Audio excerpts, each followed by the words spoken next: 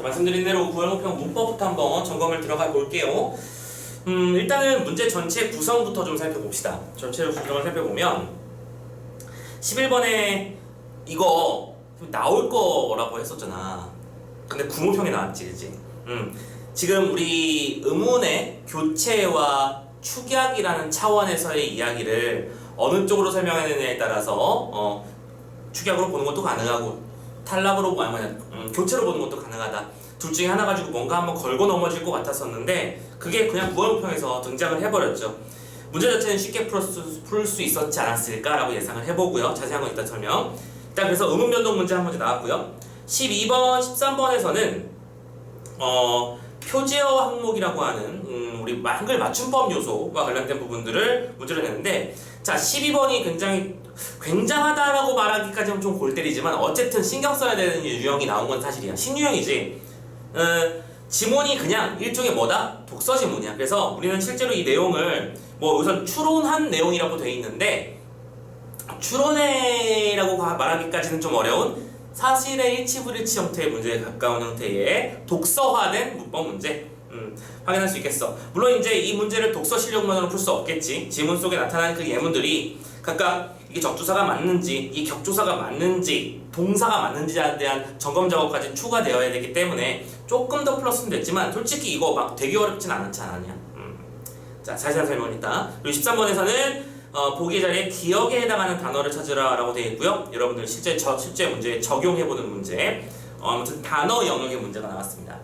자, 그리고 14번에서는 품사와 문장 성분 문제를 우리 항상 말씀드리고 있는 문법에서 개념 싸움을 한다라고 하는 영역이지, 그 개념과 관련된 문제가 등장한 거 확인할 수 있었고요.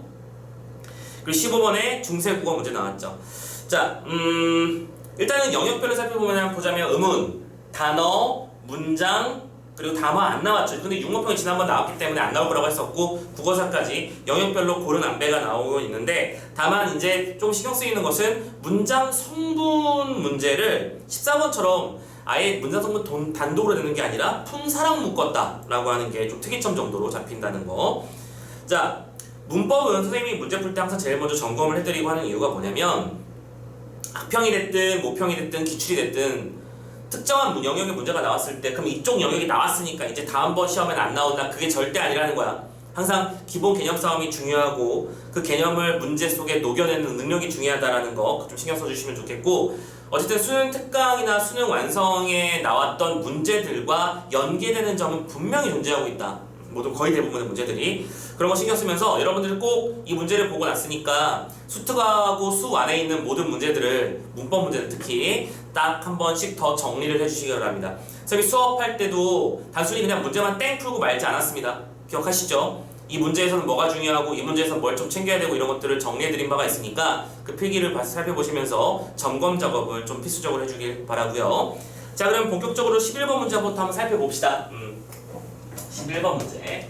자, 무슨 얘기했나 보자. 용언의 어간 뒤에 어로 시작하는 어미가 결합하는 경우, 그치? 어간, 이거 일단 이거부터 먼저 쓸까?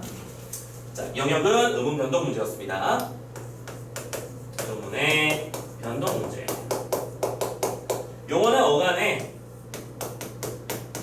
어미가 아나, 어로 시작하는 어미가 달라붙을 때 어떤 일이 벌어진다? 단모음이 반모음으로 교체된다. 단모음이, 단이 아니에요. 단모음은 반모음으로 교체된다라고 했어. 이거 그 케이스 말하는 거죠. 그래서 예를 들어 돕다가 좀 쉬운 걸로 할까? 뭐 할까? 무슨 예문 할까?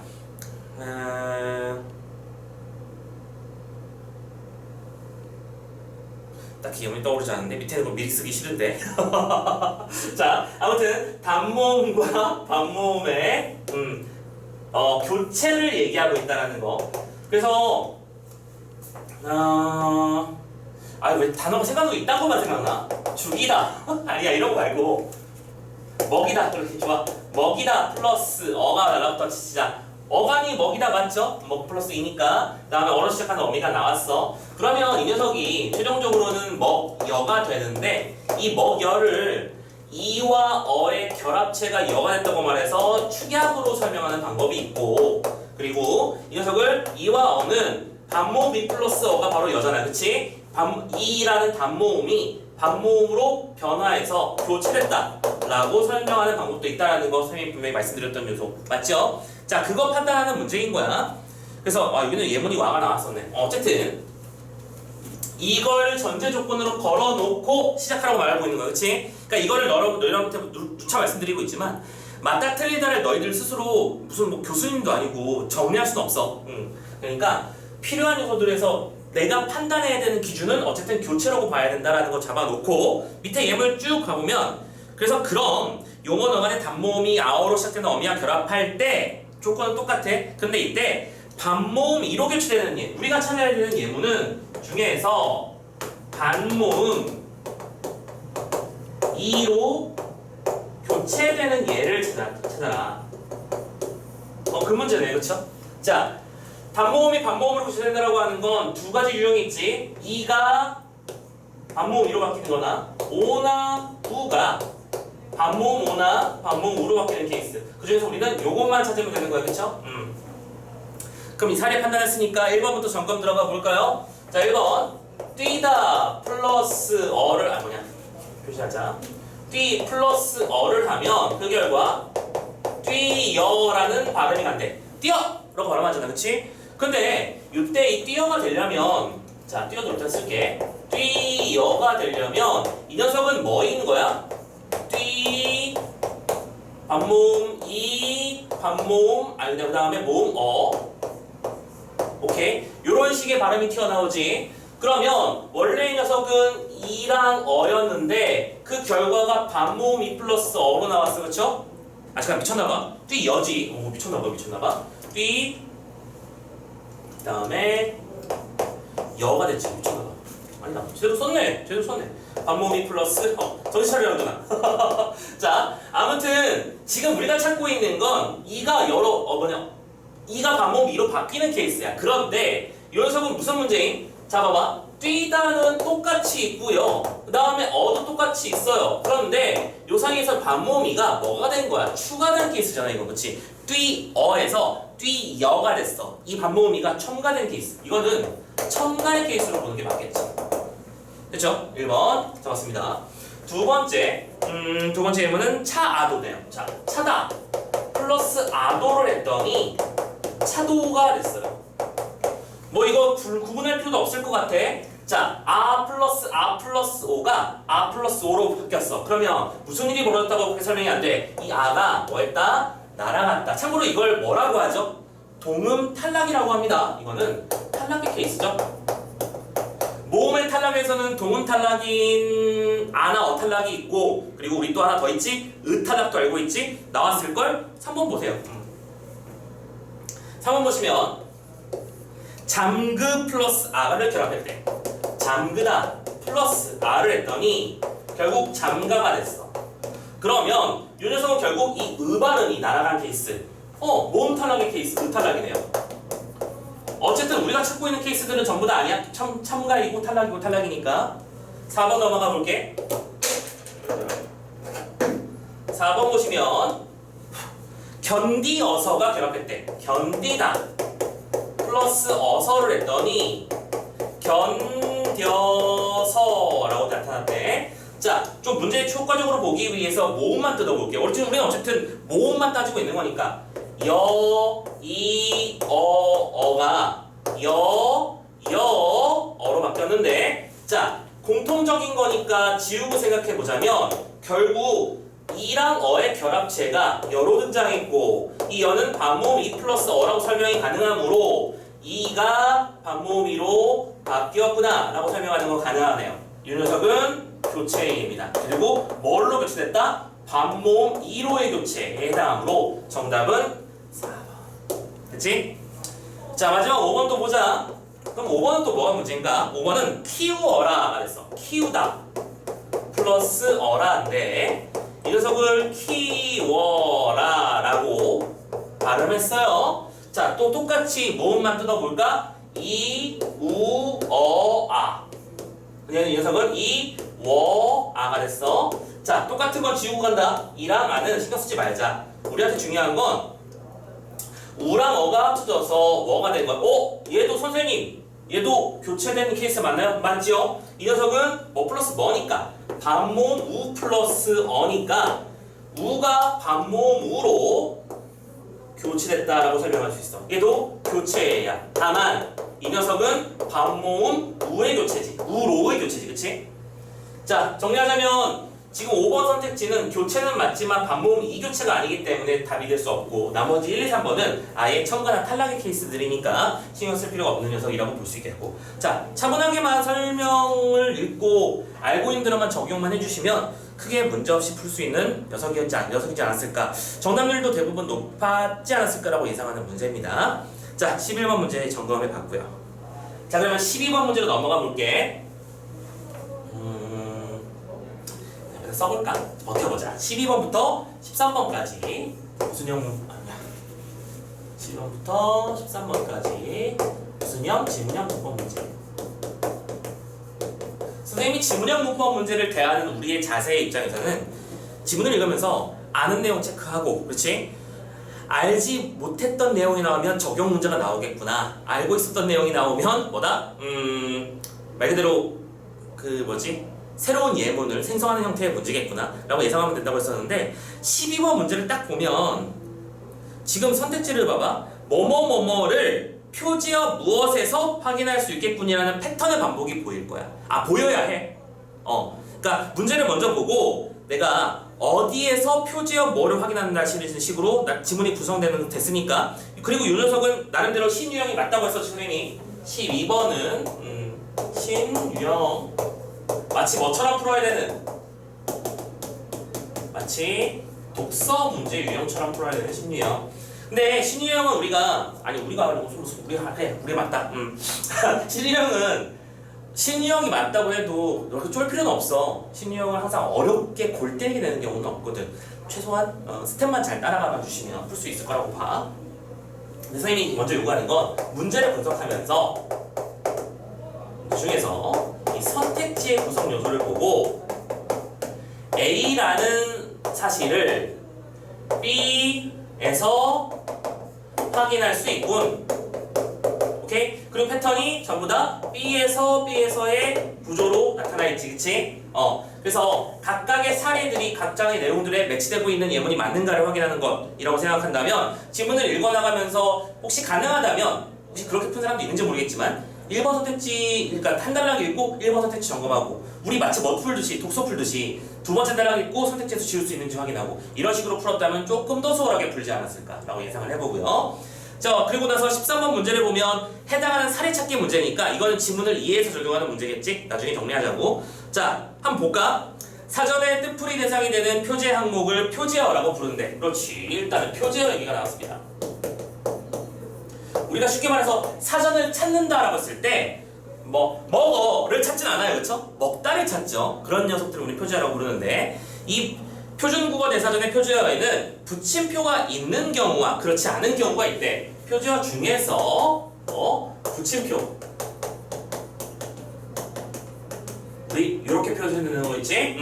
있는 경우가 있고 아닌 경우가 있는데 자, 이 붙임표라고 하는 건 표제어의 문법적 특성, 띄어쓰기, 어원, 올바른 표기에 대한 정보를 제공한대. 네 가지로 구분해놨지. 뭐예요? 문제만 되겠다는 얘기잖아. 오케이? 그러면 표제어의 특성을 파악하는 문제록은 그리고 12번 문제를 알고 있잖아. 그렇지? 단락별로 읽고 밑에서 체크하면 좋겠구나라고 생각하면 정말 좋아.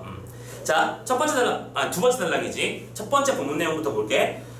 표제어에 붙임표가 쓰이는 대표적인 경우는 다음과 같다. 첫째, 첫째라는 표지가 등장해서 그러면 둘째도 있고 셋째도 있겠지 뭐. 첫째, 접사와 어미처럼. 오케이, 동그라미 1번. 접사나 어미처럼 자립적으로 쓰이지 않고 언제나 다른 말과 결합하여야 되는 표제어는 다른 말과 결합하는 부분에 붙임표가 쓰인다. 접사와 어미에 쓴다 그 말이네. 그치?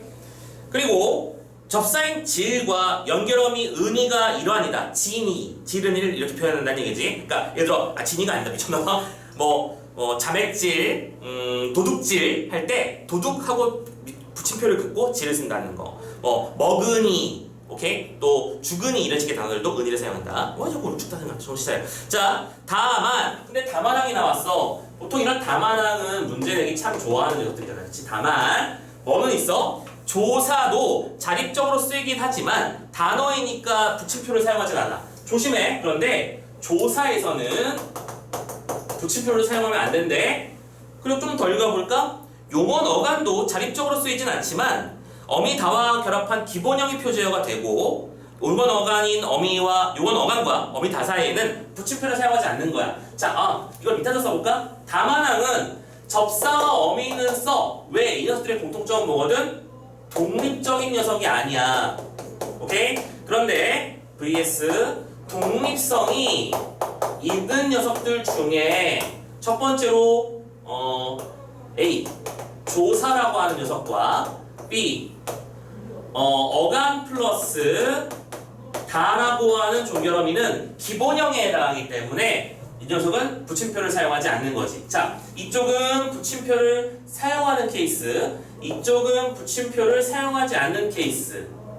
X라고 쓰자. 그리고 지금 뭐가 나왔어? 대립되는 짝이 나왔지. 보여? 언제 사용하고 언제 사용하지 않는다. 독립적이지 않으면 사용하고 독립적이면 사용하지 않는다. 대립되는 짝이 나왔으면 이거 가지고 문제를 만드는 게 선생님이 맨날 수십 번 강조하고 있는 그 독서의 출제 원리잖아. 그래서 선생님이 독서가 돼 있다고 부르는 거야. 자, 한 달락 읽었으니까 선택지를 읽으러 가보는 거지. 1번 맨발에서 분석되는 접수사의 뜻풀이를 표지어 맨에서 확인할 수 있어. 자, 1번 선택지를 봤더니 맨 한 다음에 발. 이건 이렇게 쓰는 게 맞냐는 거야. 왜? 맨이 접사잖아.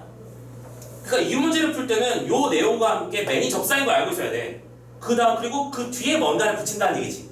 오케이? 접두사. 정보 확인할 수 있고 1번 오케이. 2번 나만 비를 맞았다에서 쓰인 격조사의 뜻풀이를 격조사라고 했어. 참고로 혹시 여기서 나만을 잡으셨다면 정말 잘못 푸신 거야 이거. 만은 격조사가 아니에요. 격조사 아닙니다. 만은 보조사죠. 은근만동까지 좋죠. 이러고 있지. 뭐를 봐야 돼? 비를밖에 없어. 예문은 비를이야. 하지만 여기서 페이크 걸었으면 많이 걸렸을걸, 그치? 아무튼 비를 맞았다 해서 격조사의 뜻풀이를 표지어 르에서 확인할 수 있을 거야. 자, 이 녀석은 표지어에서는 뭘로 나올 거야? 르로 나올 거야. 뭐 없이요? 붙임표가 없이요. 됐죠? 왜? 조사는 안 쓴다고 했으니까. 3번도 풀릴걸? 3번도 가볼게. 초등학교 앞에서입니다. 에서 쓰인 동사의 뜻풀이를 표지어 살다에서 확인할 수 있을 거래. 그치? 표지어인 살다. 원문에는 삽니다라고 되어 있습니다만 지금 살다의 살이 뭐예요? 간이고 맞지? 살다의 살이 어간이잖아. 플러스 다라고 하는 형태의 어미가 바로 뭐가 되는 거야? 이걸 기본형이 되고 기본형 정보에서는 다가 붙어있는 어미가 붙어있는 형태일지라도 붙임표를 붙이지 않는다고 했잖아. 1, 2, 3번 해결됐지. 오케이? 자, 한 단락에서 문제가 어떻게 구성돼서 나오고 있는지 패턴 파악을 해주세요.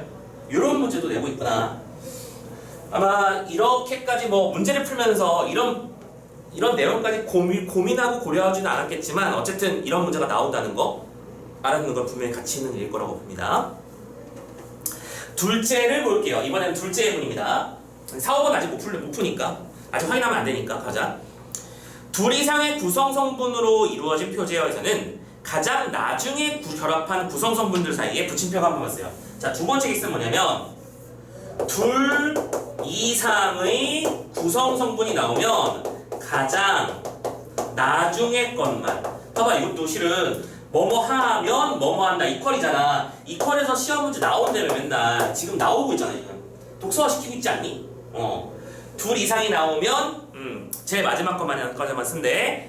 이등분선이라고 하는 말은 이등분선이라는 말. 이게 세 가지가 합쳐진 말이야. 세 개의 구성 성분으로 이루어진 합성어래. 아니 복합어지 복합어. 자, 그런데 이 복합어의 표제어인 이등분선에서 붙임표는 어디만 붙인다? 이 띄고 등분 띄고 선으로 붙이는 게 아니라 이등분 마지막 한 번 띄고 선. 그래서 이 선이 가장 나중에 결합했다는 정보를 제공하고요. 복합어의 붙임표는 구성 성분들을 반드시 붙였어야 되는 점도 알려줘. 그리고 이거는 추가 정보. 아까 오케이? 추가적인 정보도 준다고 했었잖아. 붙임표를 사용했다는 얘기는 사용하면 equal 또 equal 반드시 붙여쓰기를 해야 된다. 띄어쓰기가 아니라 이렇게 두 가지 정보는 공통적으로 줬네. 그치? 공통점이 형식으로 줬지. 공통점을 준 게 아니고. 그치?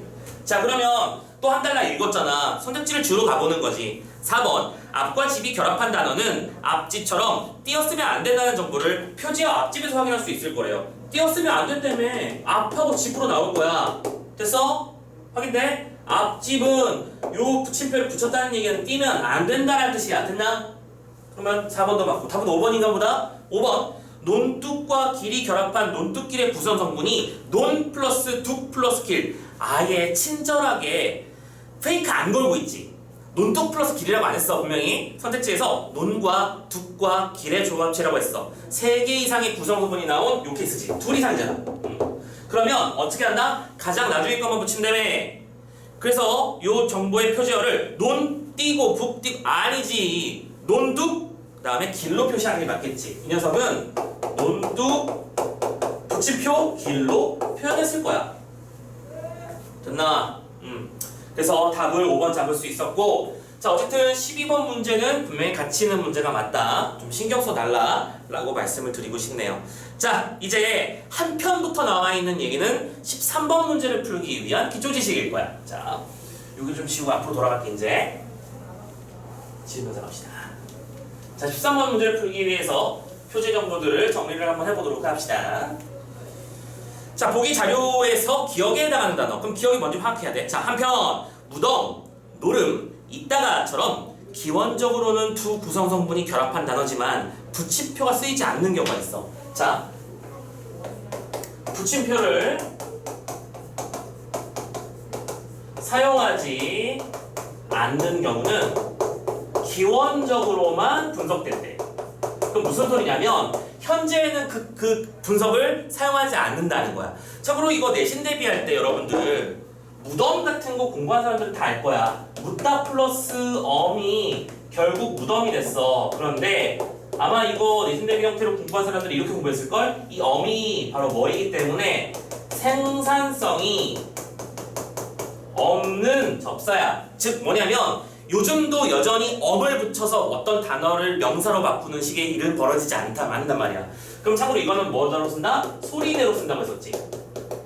그러니까 요거를 보고 나서 바로 여러분들의 머릿속에서 벌어지면 좋은 일이야. 그런데 연속과 달리 이나 히, 음과 기는 어땠어? 먹다 플러스 음을 생각해봐. 그럼 이 녀석은 뭐하지? 먹음이라고 하지. 왜냐하면 이 녀석은 음이 생산성이 있는 녀석이야. 생산성이 있다는 얘기는 현재도 활용되면서 그 역할을 다하고 있다는 뜻이지. 그러면 생산성이 있는 경우에는 어떻게? 원래 원형을 밝혀서 소리대로 하는 걸 뭐라고 하지? 표음주의적 표기법이라고 하고, 원형을 밝히는 걸 표의주의적 표기법이라고 부르잖아. 그치? 그래서 각각 표음주의와 표의주의의 어떤 예문들을 공부했을 거야. 이거 말고도 뭐 마중, 그치? 그 다음에 무덤, 마중, 뭐 집웅 뭐 이런 식의 말들 있었을 거야. 자, 요거를 가지고 지금 얘기를 하고 있는 겁니다. 계속 더 읽어볼게. 한글 맞춤법에서는 현대국어에서 새로운 단어를 만들지 못하는 전미사, 맞네, 생산성이 없는 전미사, 새로운 단어를 만들지 못한다고. 그런 전미사가 붙으면 경우나 그걸 A라고 할게. 자, A.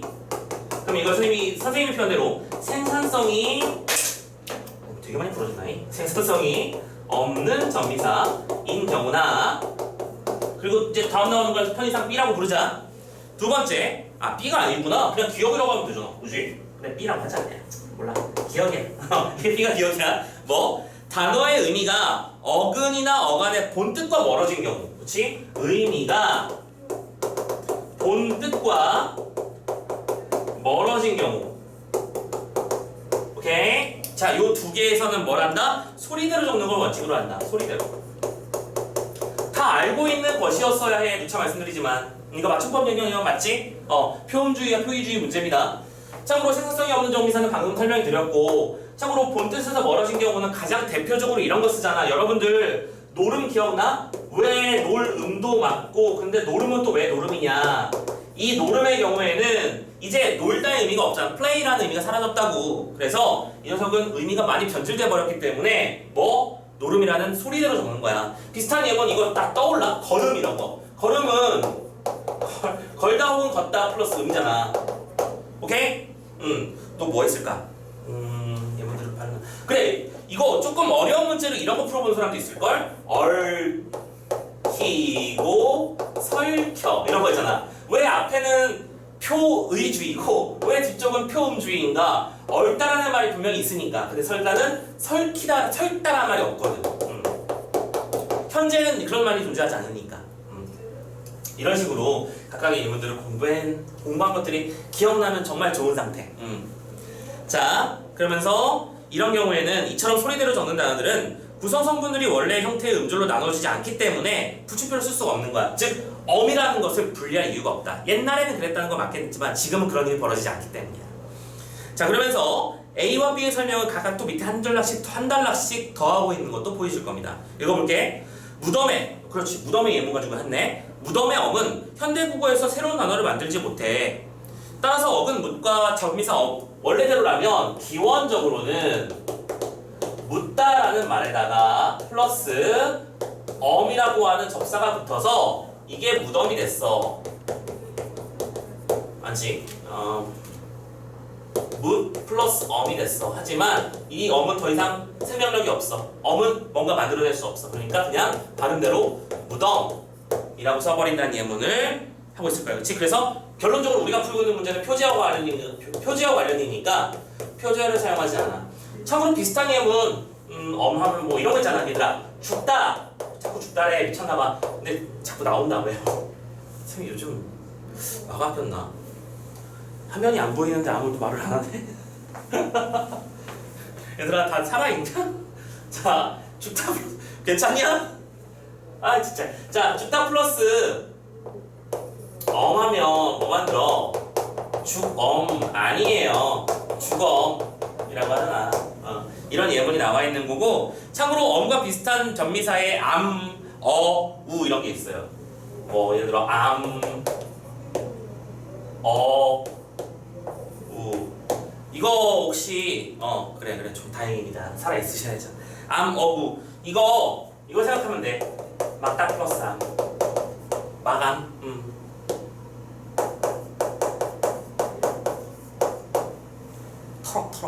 털 작다고 자주 이런 거. 참 뒤에 예문 나오잖아, 그렇지? 자, 이런 식의 예문들이 또 있을 수 있다라고 했고요. 또 B에서도 이게 A에 대한 예문이었죠. B에 대한 예문에서는 노름을 방금 얘기했는데 선생님 방금 다 설명해버렸으니까 그냥 읽어만 보자. 노래 본뜻만으로는 그 의미가 돈이나 재물 따위를 걸고 서로 내기를 하는 일이라는 사실을 알기 어렵지. 그래서 조금 지난 뒤에를 뜻하는 있다가도 it 플러스 다가 였을 텐데 본뜻과 멀어져 버렸어. 그러니까 그래서 뭐 노름과 있다가는 본뜻과 멀어졌어. 그래서 이 녀석은 소리대로 적는 거야. 그리고 이럴 때는 당연하게도 붙임표를 사용하면 안 돼. 뭐 이런 얘기도 했고요. 되셨죠? 자, 그러면 이제 뒤에 있는 예문들 문제에서는 뭐라고 했는지 확인해 볼까? 문제에서 뭐라고 했냐? 그 예문들을 예문에 해당하는 것만 찾아보자라고 돼 있어. 그리고 자료에 조차, 자주, 차마, 붙어거를 쌍으로 넣어놓은 거 보여? 뭘 하라는 의도인지 빨리 읽어야 돼. 이런 거 3점짜리인데 솔직히 의도만 파악했으면 3점짜리는 아니야. 오케이? 자, 볼게. 일단 첫 번째 이거를 편의상 또 그냥 1번이랑 예문이 1, 2, 3, 4가 밑에 있으니까 그냥 예문 A라고 합시다. 이렇게 하자. 예문 A. 자, 조차라는 말이 있는데 그 조차의 원형 정보를 주기 위해서 뭐라는 거야? 밑에 조찼다를 써놓은 거야. 그러면 쉽게 말하자면 조다 플러스 아가 결국 조차가 됐다는 얘기야. 근데 우리가 찾는 케이스는 뭐냐면 이 녀석이 원래의 뜻과 멀어진 케이스다. 원래 줬다는 무슨 뜻이야? 뭔가를 따르다라는 뜻이지. 뭐 예문 길게 볼 것도 없어. 이것만 따지면 돼. 근데 조차라는 말은 무슨 뜻으로 쓰인 거야? 너조차? 라는 식으로 뭐뭐 맞아 믿었던 너마저 할 때 그 마저로 사용되고 있잖아. 의미가 달라졌지? 그러면 의미가 달라졌기 때문에 이거는 의미의 변화가 있고 변화가 있으니까 붙임표를 안 쓰는 예문으로 맞게 보면 되는 거지. 이런 일을 하라는 얘기였던 거야. 이 문제의 의도는. 됐나요? B도 가볼게.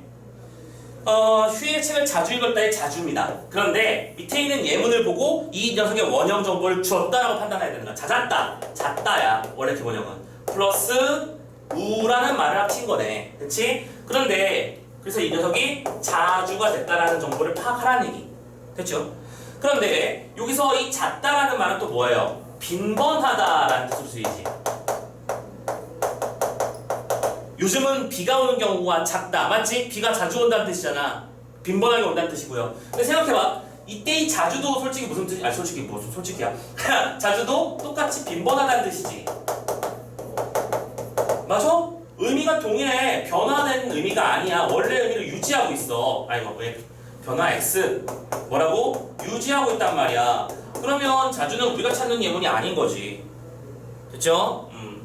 세 번째 편의상 C. 참아가 나옵니다. 밑에 참 맞다 보이나요? 기본형 정보를 참다라고 준 거야. 플러스 아 했더니 참아가 됐어. 오케이? 참고로 뜻 정보도 밑에 있는 문장을 보면 돼. 쏟아지는 졸음을 잘 참았다. 오케이? 참은 건 뭐 하는 거야? 참다는 견디다지. 억누르다, 견디다. 그렇지? 그런 뜻이야. 근데 여기서 오른쪽에 있는 참아는 뭐라고 할까? 뭐랄까? 감히 부끄러워서 감히 그럴 수 없는 거야. 그치? 그럼 견디는 거랑 부끄러워서 감히 그러는 거랑 서로 다른 말이잖아. 그렇지? 의미상의 변화가 있었던 거네. 그러면 이 녀석은 우리가 찾는 예문 맞지. 됐고요. 이제 어떻게 푸는지 감 잡았죠? D도 바로 될 거야 이제. D는 나부터 이 녀석의 원형 정보가 뭐라는 걸 알려준 거야. 붙었다를 통해서 붙다라는 게 원형, 어간의 원형이구나 판단하라는 얘기지. 주고 있잖아 붙다를. 만약에 이 문제가 예를 들어 이런 말 말고 그냥 예를 들어 터럭이 나왔다고 쳐보자. 터럭이 여기에 요 기원에 해당하는 문제가 맞느냐 낼 수 있느냐 선생님 못 낸다고 봐요. 이 문제 못 내요. 이 문제를 알려면 국어의 기원을 알아야 되는 거고 국어 전공자도 맞네 틀린네로 싸우는 영역이거든. 이건 못 내. 그치? 그런데 이 문제를 내기 위해서 이 자체를 찾는 문제가 아니라 이 문제를 내기 위해서 뭘 했어? 합리적으로 추론해가는 과정을 보여주고 있잖아. 그리고 동시에 뭘 줬어? 기본형을 주고 있다고. 붙어도 마찬가지야. 붙다로부터 온 말이라는 거 모르는 사람 많았을걸? 오케이? 그런데 보여줬잖아. 게시판에 붙었다 한 다음에 이 녀석의 연결되는 단어를, 그렇지? 어원이 되는 용언을 다 보여주고 있는 거. 확인해 주시면 됩니다. 그래서 붙다 플러스 어가 합쳐져서 붙어가 됐어요. 그렇죠? 붙다는 서로 밀착한 상태다. 딱 달라붙으니까 밀착? 이렇게 돼 있는 거야. 근데 붙어가 밀착됐다는 뜻이니? 아니죠. 붙어는 뭐야? 보통 시작점을 의미하지? 문장도 보시면 나부터 모범을 보여야 된다. 시작점이 나여야 된다는 거야. 그쵸? 그러면 의미가 어떻게 됐어? 변화했네요. 의미가 변화했으므로 우리가 찾는 이유는 맞고, 그러면 결국 조차, 참아, 붙어라고 하는 세 개의 예문을 찾을 수 있으니까 정답은 4번. 이렇게 잡아주시면 되는 문제였습니다. 괜찮죠? 여기까지. 13번 뭐 설명이 좀 길고 판서는 많이 했지만 배경 지식을 몇 가지 점검하기 위해서 그랬던 것뿐이고, 문제의 출제 원리만 알고 있었으면 또 생각보다 쉽게 풀 수 있는 문제였다라고 선생님 생각을 합니다. 13번 해결했습니다. 14번 넘어가 볼게요. 14번 지우고 14번 가자. 지우고 봅시다.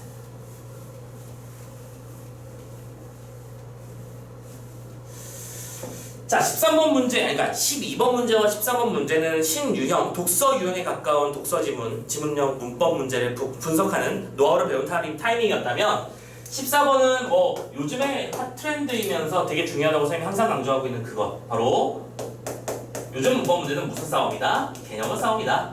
개념을 정확하게 파악하고 있는가? 개념을 마치 암기 과목, 그러니까 문법 과목을 암기 과목처럼 공부한 친구들은 이 부분에서 많이 헉헉댔을지도 몰라. 자, 개념 싸움을 해야 된다는 거. 왜냐면 이 문제를 풀기 위해서는 품사에 대한 정보가 알고 있어야 되며, 동시에 문장 성분의 분석 방식도 알고 있어야 된다는 거야. 그리고 이 두 개는 항상 우리들이 뭐 하는 거야? 헷갈려하는 영역이잖아. 그치? 니들 관형, 사람, 관형어 헷갈린다고 자주 했었잖아. 그래서 관형, 사람, 관형어 가지고 문제 나눈 문제도 자주 등장한다고 말씀을 드렸었고요. 그죠? 자, 그 얘기 약간 고급화돼서 나왔습니다. A부터 선택지를 봤더니 A부터 E까지가 나와 있고 위에는 보기에 A부터 E까지 예문들이 있어. 한 예문당 하나씩 요소 정리해서 판단하면 되겠구나. 오케이? 판단 들어가 볼게. 자, 학습 활동 위쪽에서는 이런 얘기를 했어. 품사는 다양한 방식을 통해 문장 성분으로 실현돼. 품사랑 문장 성분은 다른 거예요. 선생님이랑 문법 공부했던 친구들은 알지? 품사라는 건 아이덴티티야. 그렇게 생각하면 돼. 물론 그 아이덴티티가 고정된 건 아니거든. 선생님이 선생님이기도 하지만 강아지들의 아빠이기도 하고 그렇지. 남편이기도 하잖아. 그러니까 아이덴티티야 이건 품사는. 근데 문장 성분은 뭐다? 역할이다. 그 문장, 그 맥락에서의 역할을 따지는 거야. 좀 종류가 많이 달라. 그래서 품사가 여러 가지 방식으로 문장 성분을 실현되는데 품사가 문장 성분으로 어떻게 실현되는지 알아보자라고 돼 있어. 됐지? 자, A부터 가볼게. A에 뭐라고 돼 있냐면 빵은 동생이 간식으로 제일 좋아한다. 빵은 동생이 블라블라 다 필요 없고 그냥 좋아한다만 쓸게. 핵심만 쓸게. 자, 이걸 보고 어디다 밑줄을 쳐놨어? 빵은에 밑줄을 쳐놨습니다. 오케이? 자, 그러면 일단 이거 자체를 먼저 분석해볼까? 빵은은 뭐가 쳐진 말이야? 빵이라고 하는 명사와 플러스 은이라고 하는 조사가 쳐진 말이야. 왜냐면 문제에서 품사 문장 성분을 정리하려면 우리도 그리라고 있는 겁니다. 근데 다만 문장 다 할 필요 없잖아. 밑줄 친 것만 파악할 줄 알면 되는 거잖아. 됐지? 그래서 선생님 그렇게 하고 있는 겁니다. 자, 노란색으로 품사를 판단할게요. 자, 이번엔 문장 성분 따져볼게. 문장 성분인데 참고로 이 은이 뭐예요? 정체가 보조사죠. 선생님이 보조사는 반드시 문장 성분 따질 때 보조사는 반드시 뭐로 바꾸라고 했어? 격조사로 반드시 바꾸라고 했어. 항상 바꾸라고 했어. 기억나십니까? 마지막까지 방심하지 말고 격조사의 적절한 녀석으로 바꿔놓자. 빵은 동생이 좋아한다라는 문장을 보면 이 은은 어떤 격조사로 대체가 돼? 빵을 좋아하는 거잖아. 됐지? 그러면 이 녀석은 문장 성분을 따지면 을이라고 하는 목적격 조사가 붙은 것이냐 조사가 붙었다고 판단할 수 있으므로 목적어 역할을 하는 거야.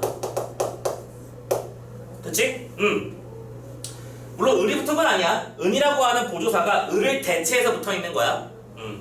이렇게 판단하시고 명사 플러스 조사가 목적어 역할을 했다까지 판단했어. 됐지? 근데 1번 선택해 볼게. 명사가 격조사와 결합해 명사가 좋아. 목적어가 된 것도 맞아. 근데 얘가 격조사냐고. 얘는 보조사잖아. 오케이? 즉 A 문제랑 문장을 풀기 위해서는 무슨 지식이 필요했던 거야? 조사의 종류에 대한 지식이 필요했던 거지. 조사는 크게 세 가지가 있어. 기억해? 무슨 조사, 무슨 조사, 무슨 조사. 격조사, 보조사, 마지막으로 접속 조사가 있지. 기억납니까? 기억나고 계십니까? 격조사라는 건 뭐가 있었어? 7종 세트 기억나? 이가 주격조사, 이가 복격조사, 이다 서술격조사, 을을 목적격조사 이런 것들 기억나셔야 됩니다. 공부했던 것들이니까요. 보조사는 은는만도까지 조차부터 선생님이 이 대표적인 예문들 외워놓으면 편하다라고 누차 말씀드렸어. 그치? 그래서 의미를 더해주는 골 때리는 녀석. 그리고 이 보조사는 꼭 조사가 들어갈 자리가 아니더라도, 즉 체원 뒤가 아니더라도 용언의 뒤나 수식성문의 뒤에도 들어가는 골 때리는 녀석이라는 특수한 성질도 다 말씀드렸죠. 마지막 접속조사는 와, 과나 랑 같은 거 기억하라고 했습니다. 그죠? 와과는 문어체일 때, 랑은 구어체일 때, 실제로 말하듯이 할 때 빵이랑 우유 이렇게 사용한다는 것도 말씀드렸고요. 됐죠? 이 조사에 쓰인 은은 보조사다, 격조사가 아니라 1번은 답이 될 수 없는 거야. 그러니까 만약에 이 문제를 급하게 풀었으면 1번에서 맞네? 하고 그냥 1번 찍고 넘어갔으면 망한 거예요. 그래서 그러지 않았길 바라고요. 자, B로 넘어가 볼게. 자, B에서 무슨 얘기했나 보자. 형은 아주 옛 물건만 항상 찾곤 했다. 형은 아주 옛 물건만 찾곤 했대. 자, 뒤 필요 없으니까 자, 그럼 우리가 찾아야 되는 건 뭐냐면 이 아주의 정체예요. 아주만 찾아보자. 일단은 품사부터 먼저. 품사, 이 녀석의 품사는 뭐예요? 형은 아주 옛 물건이야. 그러면 이 아주는 아주 옛이야, 아주 물건이야? 아주 옛이지. 오케이? 즉 옛이라고 하는 다른 뭐요? 관형사, 세언액천 외워져 있지? 관형사야, 세언액천. 관형사를 수식해주는 품사 뭐다? 부사다. 다른 수식 성분을 수식할 수 있으면 부사지. 맞지? 기억하시죠? 체언을 수식하면 관형사. 오케이? 그리고 용언이나 다른 수식 성분 따위를 수식하면 부사. 참고로 이 문제를 풀 때는 관형사와 부사와 관련된 정보가 머릿속에 일단 있어야 되는 거잖아. 구분할 줄 아는 거. 개념 싸움이잖아, 그치? 이게 개념 부분. 그리고 성분 따져볼게. 성분도 같지 않겠니? 아, 비슷하지. 같을 리는 없지. 자, 아주는 분명히 띄어쓰기가 돼 있으니까 독립적인 성분이 하나 있을 거야. 그런데 또 생각해보면 아주 옛은 물건 수식하는 관형어. 그러면 다른 문장 성분을 수식하는 또 성분이니까 부사어라고 볼 수 있겠지. 부사가 부사어로 쓰인 케이스네. 됐죠? 됐나? 그럼 여기서도 당연히 관형어나 부사와의 구분 또 할 줄 알아야 된다. 정도는 여기 있다. 끝나시면 품사는 부사, 문장 성분은 부사어. 이렇게 생각하면 돼. 아주 재밌다. 이렇게 원래는 용어를 수식한 녀석이 맞지만 아주 옛 이런 식으로 다른 수식 성분을 수식할 수 있었어. 2번 부사가 관형사를 수식하는 부사어로 쓰였네. 참고로 문제 풀 때 이것도 관형사라는 거 알았어야 했는데 놀랍게도. 근데 선생님 왜 그랬지? 관형사는 세연제철 나오잖아. 이렇게 맨날 한두 번 나와 이게. B는 맞는 얘기네. 답이 2번 됐습니까? 자, 연습의 차원에서 3, 4, 5번도 다 점검하고 가겠습니다. C 볼게요. 자, 나중에 어른 돼서 우리 다시 만나자. 나중에 어른 돼서 어른이 되어서니까 돼서로 표현되겠지. 이거 알지? 돼서 다시 만나자. 자, 우리가 궁금한 건 이 어른이란 단어입니다. 이 단어의 품사와 문장 성분을 따져봐야 돼. 일단 품사 자체는 어른이라는 거는 뭐 고민할 것도 없어. 명사잖아. 뭐 고민할 때는 명사지, 그치? 그치? 근데 성분을 따지자. 자, 앞에서는 A에서는 문장 성분이 보조사 때문에 가려졌어. 그치? 그래서 보조사를 격조사로 대체했지. 이번에는 조사가 없잖아. 그럼 뭐 하면 돼? 집어 넣으면 되지. 적절한 보조사를, 아니, 복절한 격조사를 집어넣어 보면 이 문장에, 아니, 이 단어에 문장 성분이 보이겠지. 오케이? 어떤 말을 집어넣는 게 가장 적절해? 나중에 어른을 돼서. 아니야. 나중에 어른이 되는 거잖아. 그치? 그러면 이 녀석은 어른, 파란색으로 써야지. 어른이 되는 걸 거야. 자, 선생님, 이가 붙었습니다. 주어, 미친. 뒤쪽이 뭐야? 되다잖아. 오케이? 문장 성분의 서술어가 되다 아니다의 앞에 있는 이가는 반드시 뭐다? 보호자네. 기본 문제네. 이 녀석 문제를 풀기 위해서는 보호 정보가 필요했어. 그렇지? 3번 명사가 조사와 결합하지 않고 여기까지 맞아요. 그런데 주어로 쓰인 게 아니라 보어로 쓰였지. 되셨나? C 맞습니다. D 넘어가 보자. D는 친구가 내게 준 선물은 장미였다. 선물은 장미였다. 이거만 따지면 돼. 선물은 장미였다. 따져보자. 장미였다에 밑줄을 쳐놨죠? 장미였다는 조금 형태소 분석을 좀 들어가 볼게. 장미라는 뭐에다가 명사에다가 플러스 이다야. 원래는 그치? 뭐예요? 서술격 조사의 이다가 붙어야 돼. 오케이? 근데 그 이다가 뒤쪽에 어시라고 하는 뭐랑 연결된 거야? 시제, 선어말, 어미랑 연결된 다음. 근데 왜냐면 이 이다는 원래 활용하는 녀석이니까, 그치? 그 다음에 마지막에 다라고 하는 종결 어미랑 연결돼 있네. 오케이? 좀 복잡하긴 하다, 그죠? 그러니까 D는 또 갑자기 형태소 분석 얘기를 해야 되는 거고, 근데 형태소 분석까지 갈 필요는 없기는 해, 솔직히. 이 녀석은 장미였다라는 게 장미이다로부터 온 말이고, 이다가 서술격 조사인 건 알아야 되는 거지. 요게 포인트야, 우리한테는. 그치? 우리는 품사랑 문장 성분 따지는 거니까 어휘는 신경 쓰지 않아도 돼요. 됐죠? 자, 어쨌든 명사랑 서술격 조사의 조합이야. 그리고 이 녀석은 당연히 문장 성분은 뭡니까? 선물 2, 장미 2다잖아. 그치? 서술어입니다. 됐죠? 그러면 선택지를 볼게. 명사가 어미와 직접 결합했니? 아닌데 뭔 소리야. 그냥 서술격 조사의 활용형이지. 됐죠? 서술격 조사가 붙어있습니다. 분명히. 답이 될 수 없습니다. 직접 결합하지 않았어요. 네. 자, 마지막 2 보고 마무리합시다. 이는 뭡니까? 다람쥐 3마리가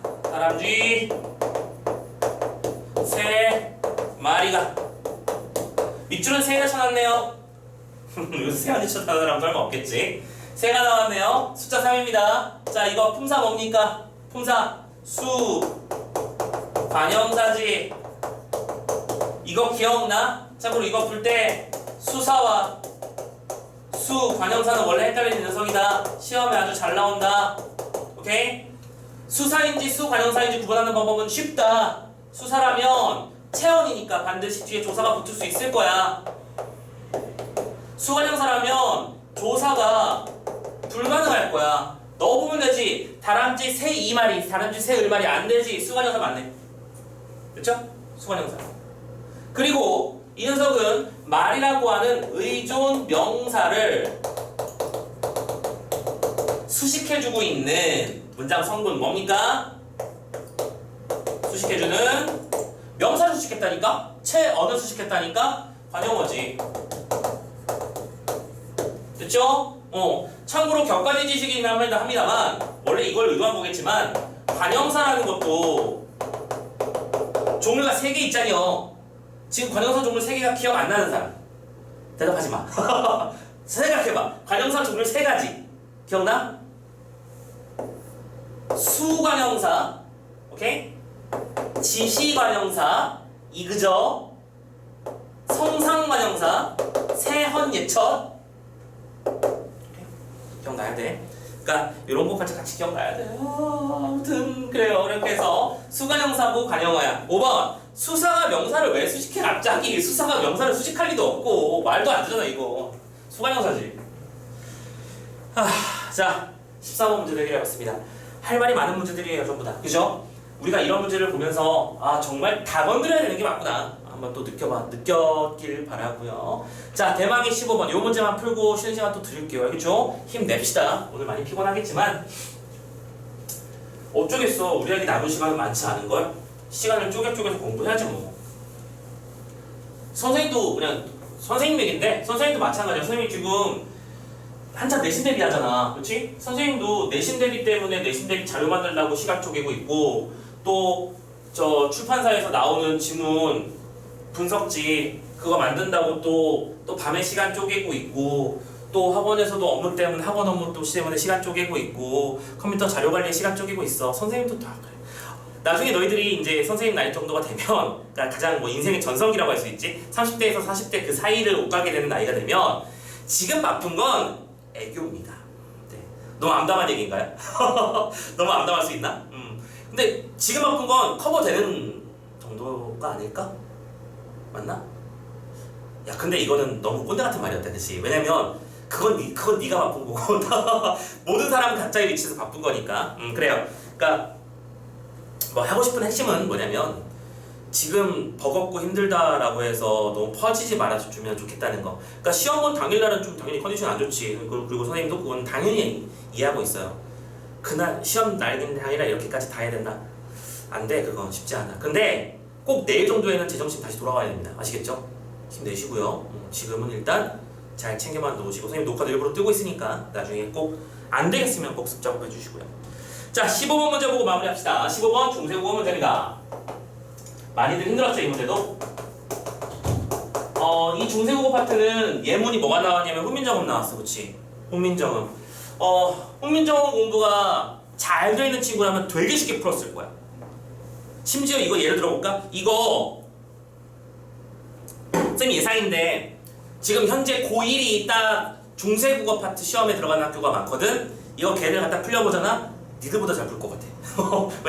왜냐면 문법이라고 하는 건 고1 때 이미 완성해서 고2 때 점검한 다음 심화시켜서 고3 때는 풀기만 하는 거야. 고3에 올라와서 새롭게 배운 지식이 있다면 아마 자신의 그동안 메꿔지지 못했던 빵꾸 부분 정도라거나 조금 많이 심화됐던 그런 예문들이지 않을까라고 쌤이 예상을 해. 계속 점검하세요. 우리가 배운 지식들은 실은 고1 때 다 한번 정리를 끝냈던 단위라는 거 생각하면서, 자, 세종문제와 훈민정음 요거 그냥 굵은 글씨로 표시가 돼 있어, 그치? 그리고 밑에 너무 당연하게도, 그치? 중세국어가 나오면 함께 뭐가 제기된다? 제공된다? 현대어 풀이가 제공된다.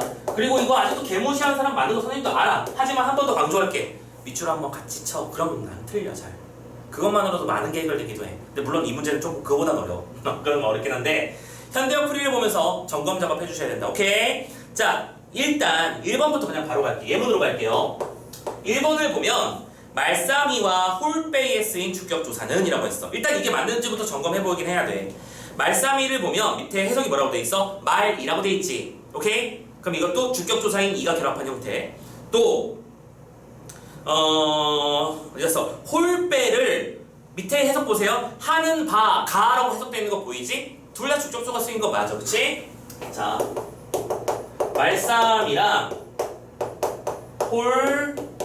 홀빼야. 자, 따져볼게. 일단은 중세국어 문제 패턴이 뭐라고 했어? 선생님 또 노래하는 그거 뭡니까? 기본적으로 이어적기와 이어적기 그리고 하는 그 두 개의 틀은 기본적으로 너희들이 당연히 머릿속에 있을 걸 염두에 두고 문제 낸다고 했었지? 그리고 형태소 분석을 해야 되는 거잖아. 자, 말싸미도 이어적기의 결과물이잖아. 형태소 분석해주세요. 얘는 말쌈 플러스 동그라미이죠. 왜? 앞에 체언이 미음으로 끝났으니까 이거 외워져 있죠? 선생님 최근에 수업했어. 오케이? 홀빼를 볼게. 이거는 할, 바, 가야. 자, 배만 분석할게. 배를 보면 바 플러스 이지. 그래서 배가 된 거야. 정확하게 빼지만. 자, 이와 이. 왜? 이 녀석은 모음으로 끝났기 때문이고 얘는 자음으로 끝났기 때문이지. 주격조사 이에 이 형태 세 가지 기억하고 있는지 확인하는 문제였어. 그래서 그 주격조사는 형태가 동일하지 않습니다. 이 형태, 이런 걸 보고 이 형태라고 한다며. 뭐라고? 형태가 다르다고요. 그래서 이 형태인데 뭘? 형태가 다르다고 풀어쓴 것 뿐이잖아. 2번 가자. 한이라의 하나는 현대 국어의 동사 하다랑 품사가 동일하대. 자, 한이라 해석 뭐라고 되어 있습니까? 해석 보세요. 못할 놈이, 그러니까 말하고자 하는 뭐냐, 사람이 많다고 되어 있지. 자, 중세국어에서의 하다는 무슨 의미로 쓰였다? 많다라는 의미로 쓰였어. 그리고 많다라는 의미는 품사가 뭡니까? 되게 맞는데? 형용사예요. 오케이? 근데 선택지 뭐라고 그랬어? 현대국어에 동사 하다랑 품사가 같다고? 뭔 개소리야. 아니잖아. 그치? 2번 땡. 풀리고 있죠? 3번 갑니다. 누군가에게 문제가 됐던 그 3번이에요. 일할과 세로에는 자, 미안해 웃어서 미안해. 자, 여기에는 뭐가 나왔대? 동일한 방향을 표시하는 방점이래요.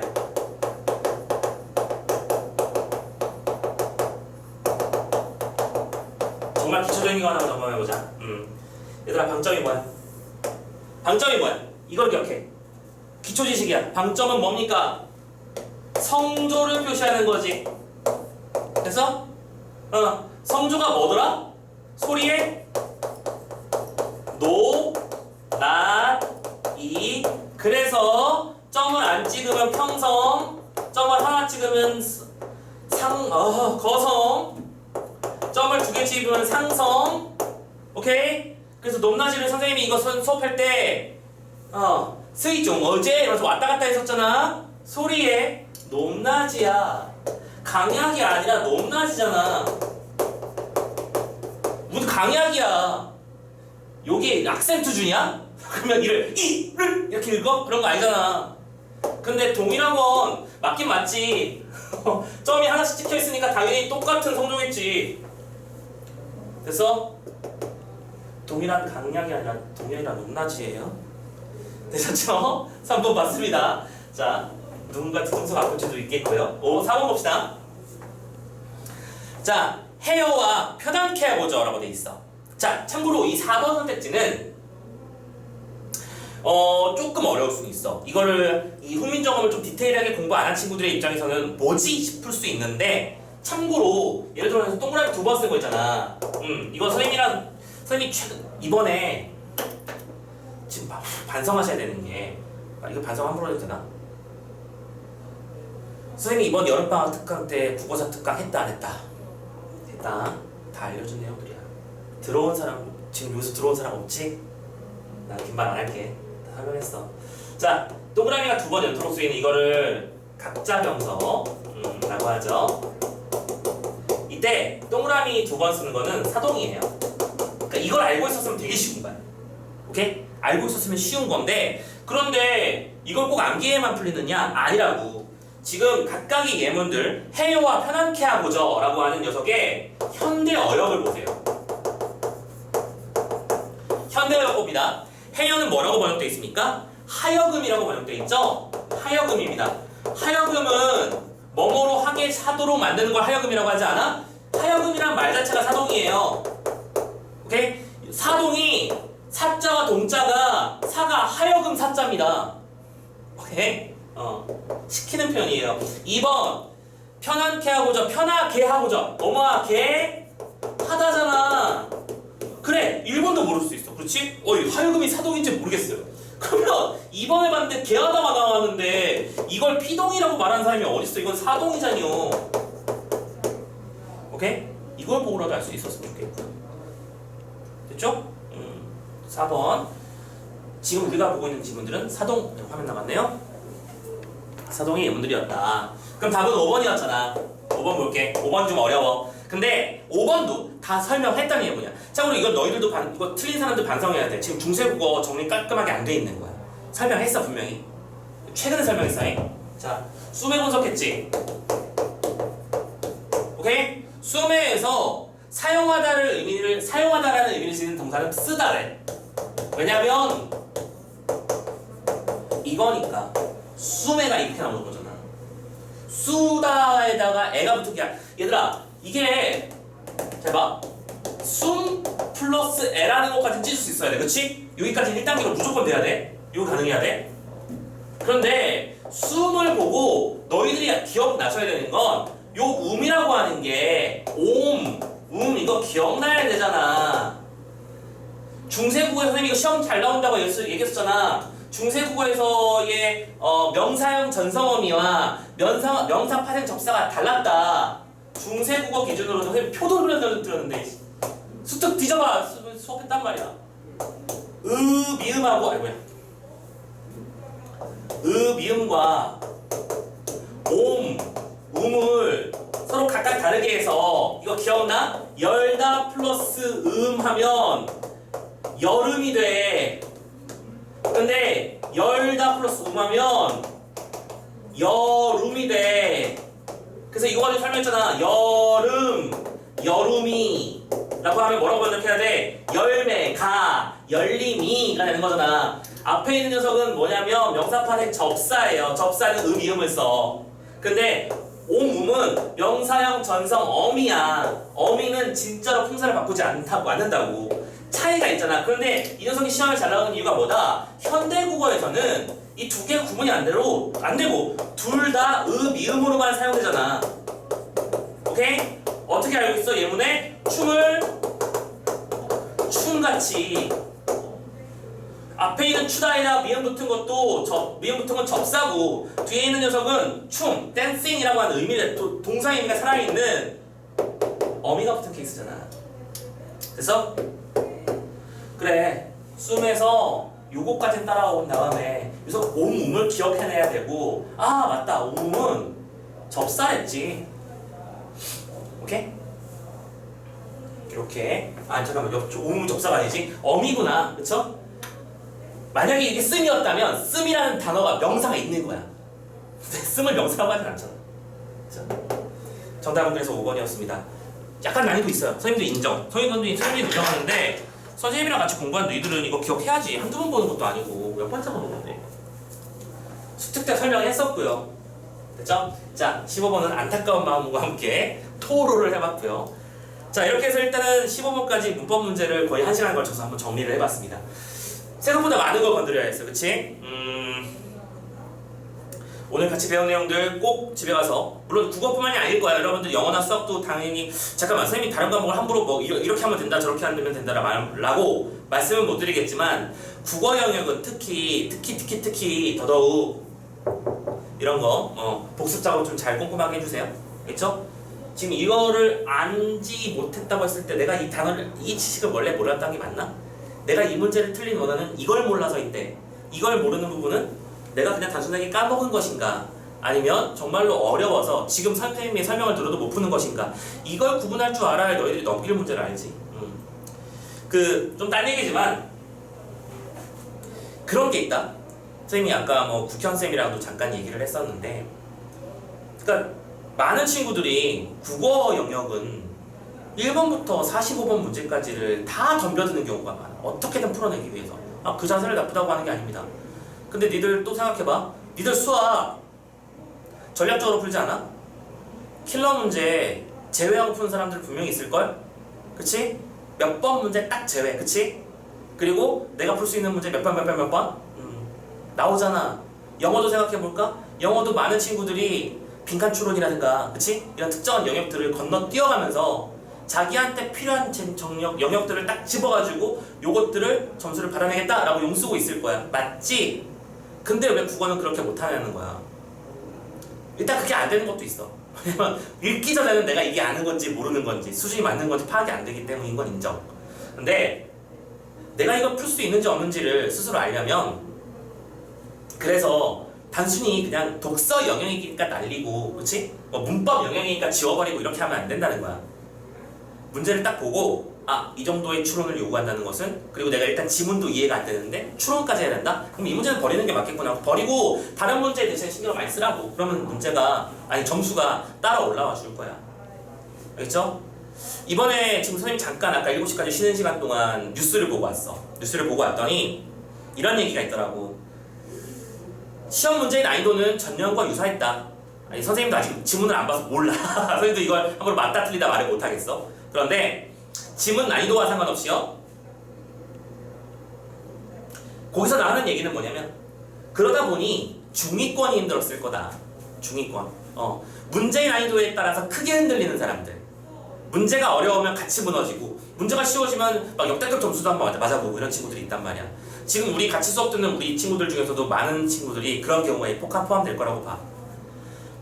수능 시험도 어떤 정도의 난이도일까? 선생님 봤을 때는 여기서 크게 달라지지 않을 것 같기는 해. 아까도 말씀드렸지만 지금 미응시율까지 따지고 나면 실은 아마도 이거보다 점수가 조금 더 올라갈 거라고 생각하고, 실제로 가장 예쁜 정도의 1등급 컷이 92에서 95 사이, 92, 3, 4 정도라고 봤을 때 그 정도 점수는 잘 나오게 만들어낸 거라고 본다면 이제 우리는 적응해야지. 이 정도의 난이도의 문제는. 그렇지? 자, 아무튼 좀 딴 얘기가 좀 길어져 버렸는데, 그래, 오늘 모평 본 날 당일날 문법 바로 정리를 하느라고 시간이 좀 썼었고요. 자, 그럼 우리 다음 주에는 문법 제외하고 앞에 화법 장문 얘기를 좀 한 다음에 문학에서는 문제 풀이의 노하우 같은 것들, 어쨌든 여기가 떴으니까 우리는 그 지문을 분석할 이유는 없겠지, 그치? 그리고 독서를 중심으로 이런 문제들을 어떻게 접근해야 되는가에 대한 고민을 같이 나눠보는 시간 갖도록 하고 다음 주까지 진행을 해보도록 하겠습니다. 오케이? 자, 고생 많으셨고요. 현재 시간 8시 10분. 선생님이 오늘은 좀 넉넉하게 쉬어드린다고 말씀드렸죠? 8시 반에 올게요. 괜찮겠죠? 그 정도는?